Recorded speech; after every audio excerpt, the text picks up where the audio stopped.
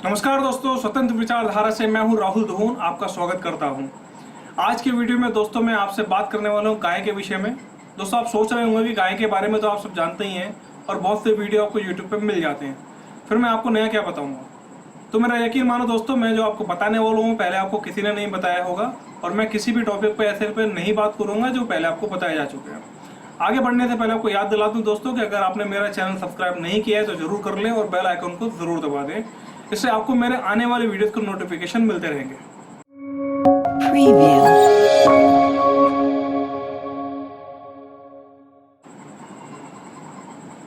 दोस्तों गाय एक ऐसा पशु है कि जिसे सनातन धर्म में बहुत महत्व दिया जाता है और गाय को माता की संज्ञा भी दी जाती है।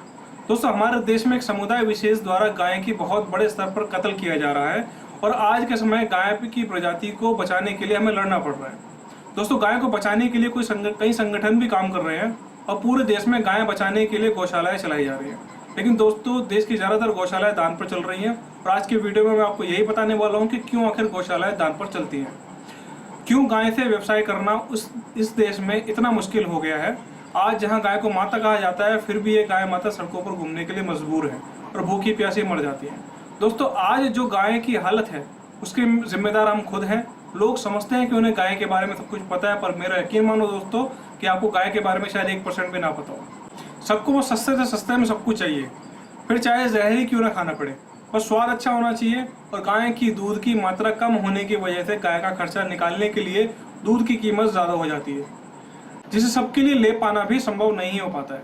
तो दोस्तों जो लोग गौशाला चलाते हैं वो तो एक अधूरी जानकारी की वजह से गौशाला चलाने में फेल हो जाते हैं। दूसरा क्योंकि वो गाय को लेकर सिर्फ और सिर्फ दूध पर ही निर्भर रहते हैं और दूध तो हमेशा ही कम होता है, जबकि हर गौशाला चलाने वाले को गाय के गोबर और गौमूत्र से प्रोडक्ट बनाने की जानकारी होनी जरूरी है और मार्केटिंग स्किल तो चाहिए ही चाहिए। फिर सिर्फ और सिर्फ दूध पर गौशालाएं नहीं चलाई जा सकती। इसके अलावा दोस्तों ऐसा क्यों है कि देसी गाय दूध कम देती है, तो इसका कारण भी हम खुद ही हैं।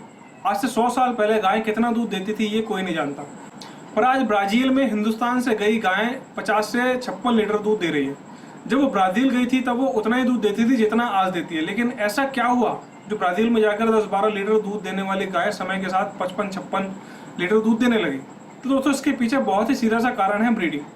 ब्राजील ने गाय की ब्रीडिंग पर ध्यान दिया और हर पीढ़ी के साथ साथ आने वाली नई गायें ज़्यादा दूध देने वाली बनती गई, जबकि हमारे देश में ब्रीडिंग पर ध्यान नहीं दिया जाता, जिसके कारण पीढ़ी दर पीढ़ी आने वाली गाय पहले वाली से कम दूध देने वाली बनती जाती है और आते आते 6-7 लीटर तक पहुंच गई है। जबकि 100 साल पहले वही नस्ल की गाय हमारे देश में 15 से 20 लीटर दूध देती थी और उससे पहले शायद और भी ज़्यादा। लेकिन अगर मैं कहूँ कि अगर आप 50 लीटर वाली गाय भी अपनी गौशाला में रखें फिर भी गौशाला सिर्फ और सिर्फ दूध पर निर्भर रहकर नहीं चलाई जा सकती, तो आप सोचेंगे कि ये कैसी अजीब बात है, इतने दूध से तो प्रॉफिट ज़रूर होना चाहिए। तो मैं कहूँगा दोस्तों स्टार्टिंग में आपको प्रॉफिट ज़रूर होगा, लेकिन अगर आपने ब्रीडिंग पर ध्यान नहीं दिया तो आप जल्दी ही फेल हो जाएंगे। अगर गौशाला की बात करें तो गौशाला के पास ऑप्शन है गोबर और गौमूत्र से प्रोडक्ट बनाने का, लेकिन जो लोग छोटी गाँव की डेयरी चलाते हैं उनके पास गोबर और गौमूत्र के प्रोडक्ट बनाने के लिए ऑप्शन कम हो जाते हैं। जाहिर है इनमें खर्चा और जगह दोनों लगते हैं जो छोटी डेयरी में पॉसिबल नहीं हो पाता। अब दोस्तों ज़्यादा दूध के लिए तो ज़रूरत है गाय की नस्ल सुधार की, जिसके लिए ब्रीडिंग पर ध्यान देना पड़ता है। तो दोस्तों मैं आपको बता दूं कि ब्रीडिंग कोई रॉकेट साइंस नहीं है, बस कुछ खास बातों का ध्यान रखें तो आप आसानी से गाय की नस्ल सुधार कर सकते हैं। सबसे पहले तो समझते हैं कि नस्ल सुधार के लिए आप घर पर क्या कर सकते हैं। मैं आपको बताता हूँ जो पुराने समय में होता था। मैं उन विषय के बारे में नहीं बताऊंगा जिनके बारे में ऑलरेडी बहुत से वीडियोज में यूट्यूब पर बताया गया है। सिर्फ वही बताऊंगा जो करना जरूरी है और जिस वजह से गाय व्यवसायिक पशु नहीं बन पाती है।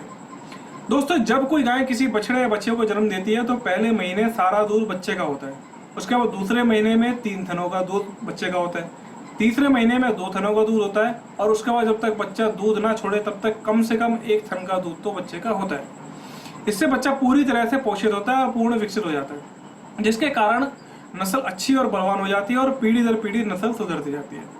10 लीटर वाले गाय की अगली पीढ़ी 10 लीटर से ज़्यादा दूध देने वाली होगी। ब्रीडिंग के बाकी तरीके भी आपको अपनाने ही है भाई, लेकिन ये जो मैंने आपको बताया है वो पुराने समय में हुआ करता था और अगर आप ऐसा नहीं कर सकते तो बिल्कुल इसका उल्टा हो जाएगा।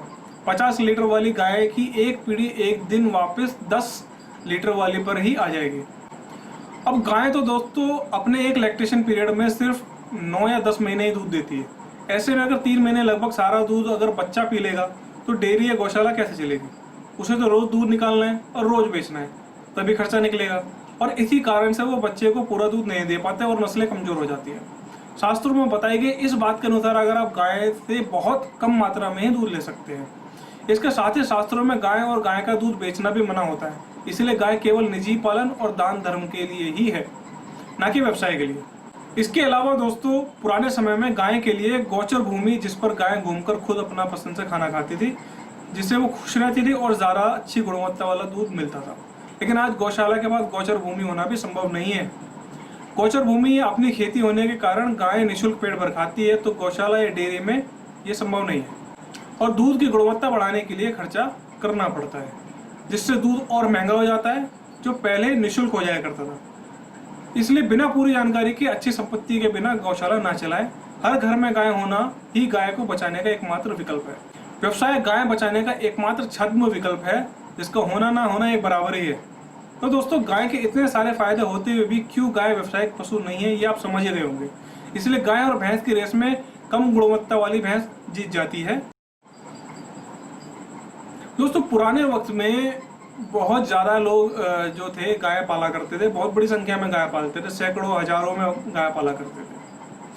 तो वो हजारों सैकड़ों में गाय पालने का जो कारण था वो यही था कहीं ना कहीं कि वो ज़्यादा से ज़्यादा दूध तो बछड़ों को ही पिलाया करते थे, और जो बच जाया करता था दूध, जो कम क्वांटिटी में जो दूध हुआ करता था, वो इतनी सारी गायों का दूध मिलाकर इतना हो जाता था कि वो घर में पीने के बाद भी बच जाया करता था, जिसको वो भगवान पर अभिषेक भी कर दिया करते थे या और भी जगह पर बांट दिया करते थे, लोगों को फ्री में दे दिया करते थे। इतना कुछ वो जो एक कहावत कही जाती है हमारे देश में कि दूध की नदियाँ बहती थी, वो इसीलिए बहा करती थी नदियाँ कि इतना बच्चे को पिलाने के बाद भी इतना दूध बच जाया करता था कि उसको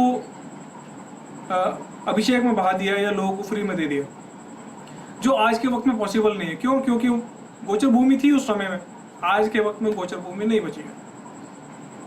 तो जो गाय थी वो असलियत में तो सिर्फ और सिर्फ घर में ही पालने के लिए एक बना हुआ पशु है, एक निजी पशु है, जो व्यवसाय के लिए नहीं बना है। तो शास्त्रों में इसीलिए गाय को सोच समझकर, क्योंकि वो जानते थे कि इससे व्यवसाय नहीं किया जा सकता, इसीलिए शास्त्रों में इस बात को मना किया गया गाय का दूध ना तो बेचना है और ना ही उसको गाय को बेचना है, यानी गाय से व्यवसाय ना करें, संभव ही नहीं था। तो मैंने आपको कारण इसके बता ही दिए हैं। तो दोस्तों, आपको मेरा ये वीडियो अगर जानकारी से भरपूर लगा हो तो वीडियो को लाइक एंड शेयर करना ना भूलें, और अगर आपका कोई सवाल है तो उसे कमेंट करके जरूर बताएं। अगले वीडियो में फिर मिलते हैं दोस्तों, स्वतंत्र विचारधारा चैनल से राहुल दुहून। वंदे मातरम।